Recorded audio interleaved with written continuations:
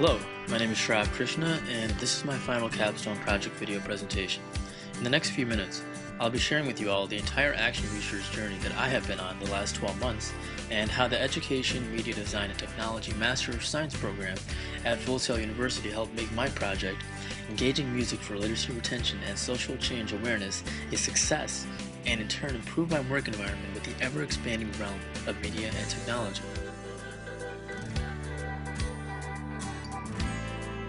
My first course was Media Literacy and Research Methodologies. Without any moment to spare, the phenomenal Dr. Wiley had my cohort and I exposed to the capstone thesis process by having us write a literature review and reflecting the potential changes we wanted to make in our personal practice. Thanks to this great introductory course, I was shown how to navigate the FSO library and its research databases.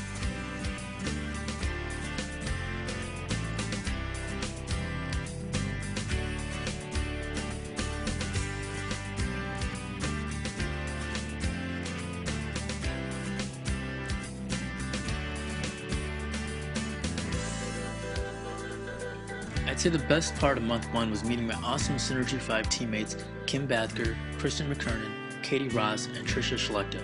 We've all worked closely on every aspect of this shared journey of ours together.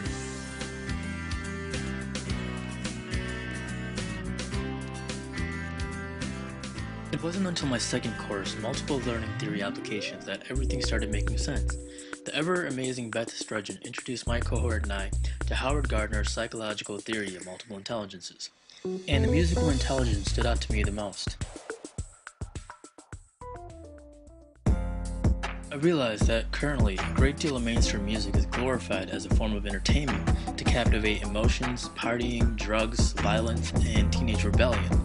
I began to wonder, what if more academic and ethically valued content surpassed the predominant mainstream categories portrayed in music these days?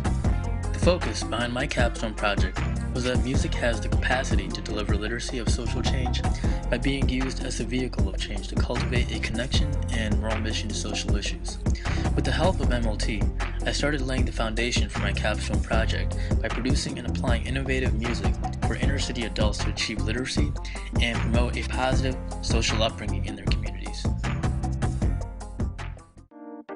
Moving along to my Education, Design, and Evaluation course, the radical Jason Gillette taught my cohort and I the various educational design approaches to creatively communicate and implement our learning objectives within academic and/or corporate environments.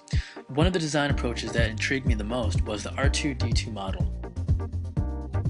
Thanks to EDE, I was able to create a unique lesson plan to my target audience at IC Stars, a technology-based program that trains future community leaders. I honed the R2-D2 model to complement all of the various learning styles during my implementation. To complement the linguistic and logical learning styles, I started asking my colleagues to analyze their favorite songs' themes and motives. T.I. Motivation. I want y'all to start thinking about the song more in depth as far as the theme and the motive. So, for example, my song is Shake Your Laffy Taffy. Now, there's no right or wrong answer here. I'm going to say the theme is to shake your rear end in the club, and the motive is to create a new dance move in the club. Okay. Next, I played 3 example videos on YouTube to enlighten the visual learners on music's capacity for change.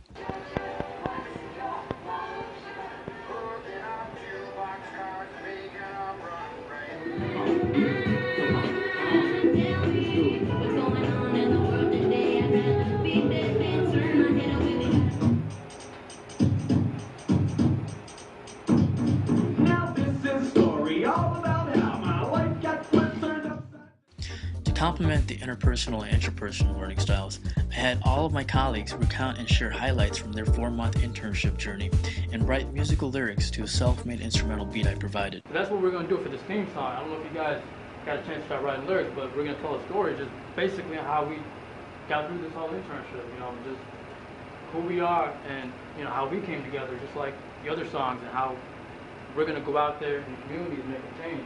Coming here at IC Stars, it was kind of just a confirmation that I do have usable talent, and I need to take it and maximize it because the world needs it. Finally, I targeted the kinesthetic and musical learning styles by having them all write and record lyrics. For Cycle 1, they wrote about their community ambitions, and in Cycle 2, they proposed solutions to gun violence. that we only bring it pain to our community. We need unity. How can you find peace where it's overlooked? How can you expect change when you are scared to look? To measure my outcomes, all the following assessment tools were implemented in my workshop. A pre-survey to cover musical inclinations and learning habits, lyrical knowledge, and thoughts upon social change. Recorded positive lyrics that were constructed. A post-survey to measure literacy of their ambitions and active involvement in taking a stand towards social change awareness, as well as their enjoyment.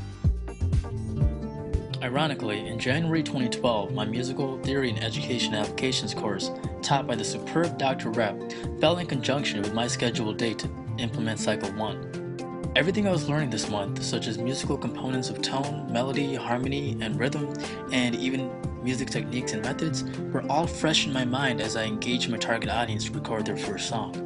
As a result of Cycle 1, my colleagues at IC Stars wrote and recorded their own lyrics for a collaborative theme song entitled Cycle of Responsibility. No time for debating and contemplating. It's Cycle 24, you know we got the world shaking. Legacy, a cycle of responsibility. If it is to be, it is up to me. We came together from different places with different backgrounds and different faces. Pulled together through this program for our community. We take a stand. We're leaders, we motivate. February 2012 will forever be a month to remember. I'm not going to lie, it started out as a nightmare. The biggest monkey wrench in the works came about as my MacBook Pro was stolen during the TSA process at Chicago's Midway Airport while on a business trip.